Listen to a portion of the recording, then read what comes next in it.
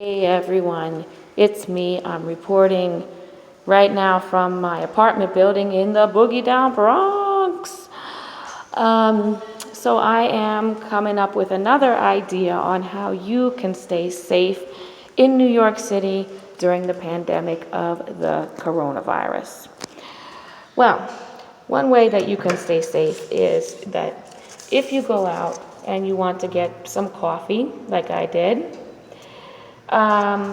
when you go to a cafe, first of all, I don't think very many cafes are open. Some of them are open in New York City, and they are providing a to-go option.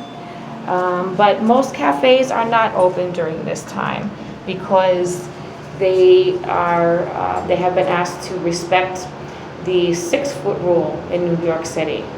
And if they are open, then some of them are even delivering the food outdoors to you, so you just have to wait outside while they prepare it for you, and then you go into the cafe and you get them. So at any rate, I got my coffee today at a grocery store. Specifically, it was a Fairway grocery store. And I was happy for that because I definitely needed a cup of coffee today. It's been kind of a hectic day today. So one thing that I would like to comment on is in this particular grocery store. Now, most grocery stores in New York City are obeying the 6-foot rule, and they are taking measures to do so. This particular grocery store was not. This was the Fairway, one of the Fairways on Broadway on the Upper West Side of New York City, and they were not honoring the 6-foot rule. People were just walking in and out of the store haphazardly.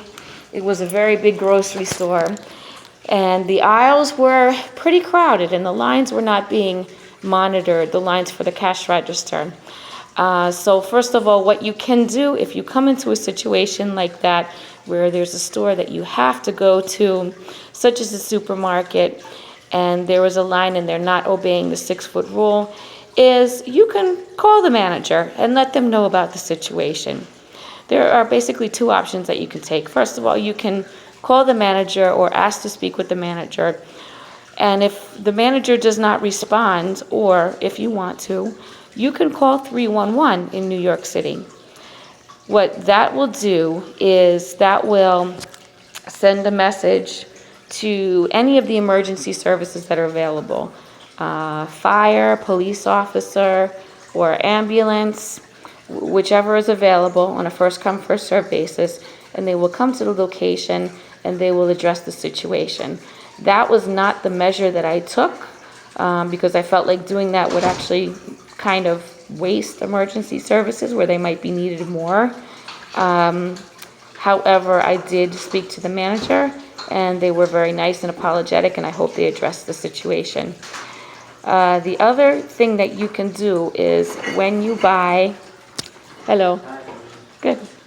When you buy a cup of coffee, make sure that the cap is behind closed doors or, sealed or something like that. Because I bought this coffee here, and normally in cafes in New York would have a self-serve option where you can put the cap on yourself, but they were leaving caps out to the public, and people were, touching them with their hands. And I specifically asked the barista if they could give me a fresh lid, one that was not opened. And they actually had one in like a seal-proof thing. They took it out of the wrapper, and it was in a bin, basically. It was sealed up, and it was put away. So I know that nobody had touched that lid before. It's just a matter to take of safety precautions because not everybody in New York City is wearing gloves. Not everyone is sanitizing and washing their hands like they should. So it's just to protect yourself.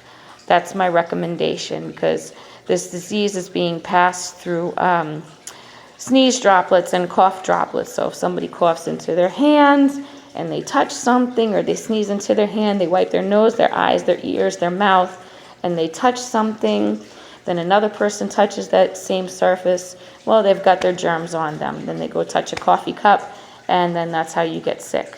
So those are some of my recommendations.